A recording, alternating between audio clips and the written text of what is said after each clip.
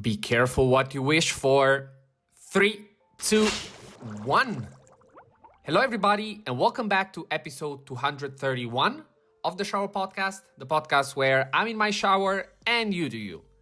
I'm your host, Chip, and today we're gonna talk about something I think a lot of you secretly chase: the perfect routine. That feeling of having your whole day optimized, from study to gym to work to the smallest transition between one thing to the other.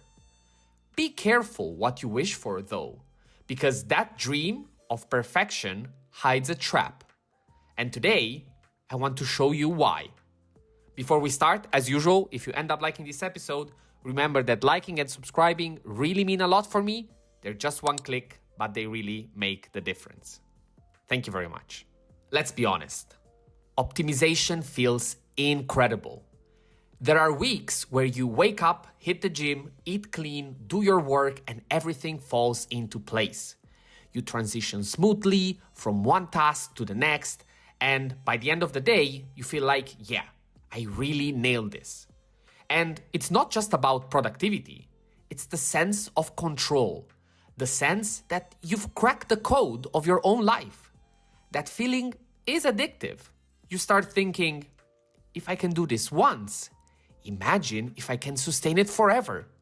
And that's where the temptation begins. Here's the catch though. By definition, there is always room to be more efficient. Always.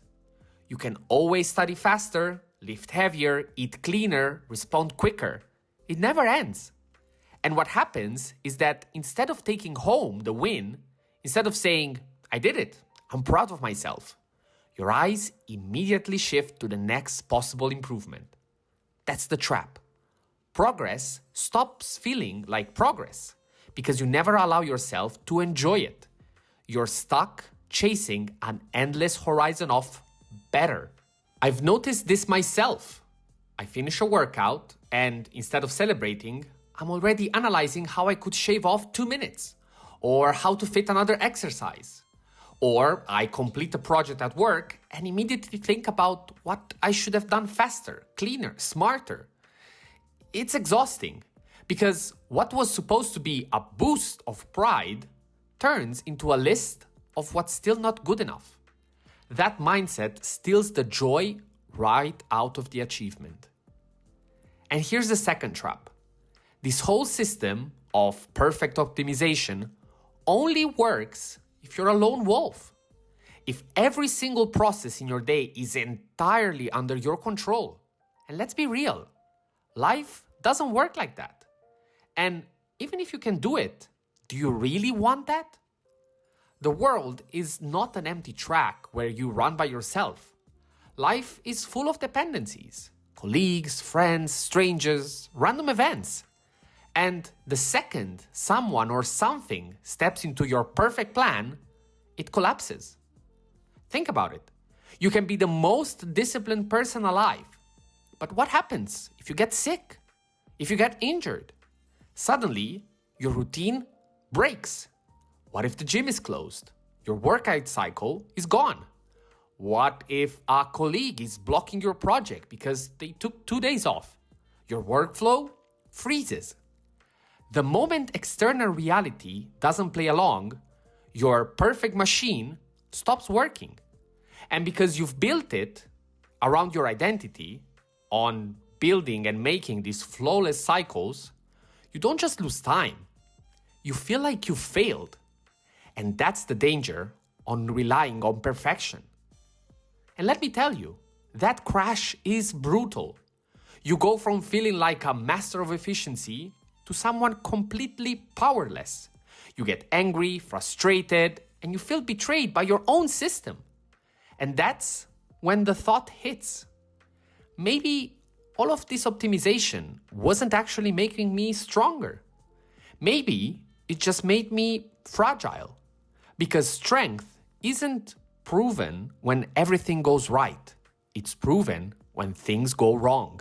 Here's the shift I want you to make.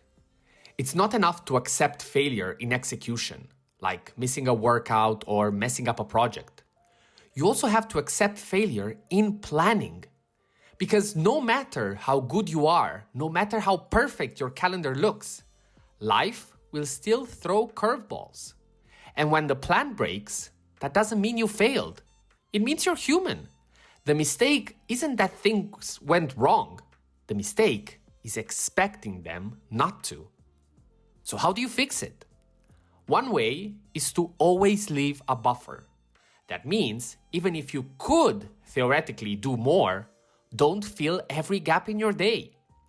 Don't cram every ounce of energy into the schedule. Leave space for the unexpected.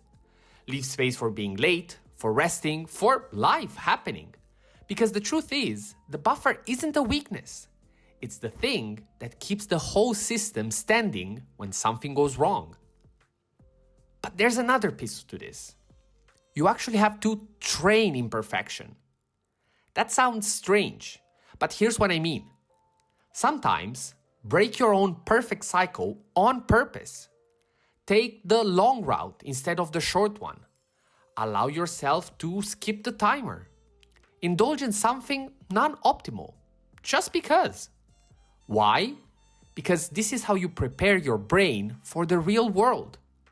If the only time you face chaos is when it hits you by surprise, you're going to panic. But if you've already practiced letting go, you'll adapt faster.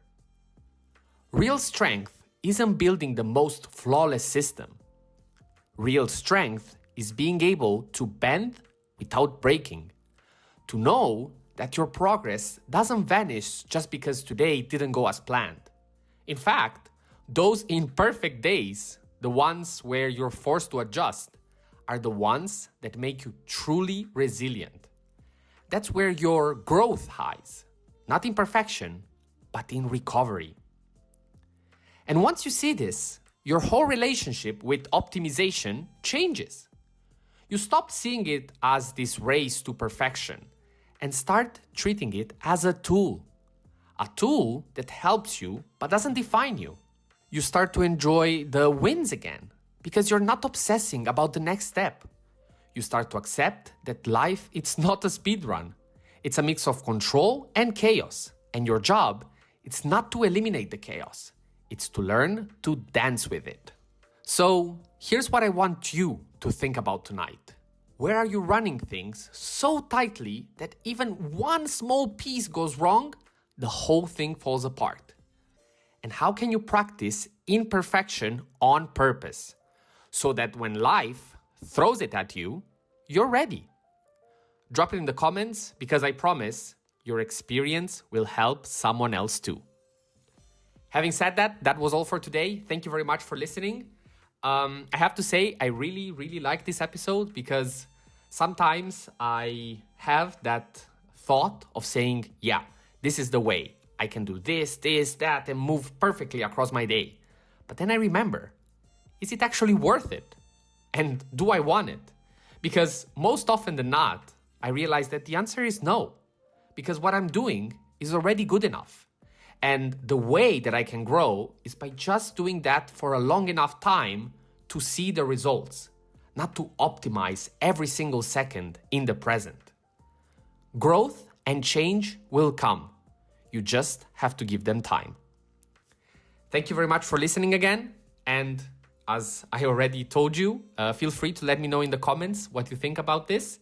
And as usual, stay consistent, stay resilient. This was the Shower Podcast, and see you tomorrow.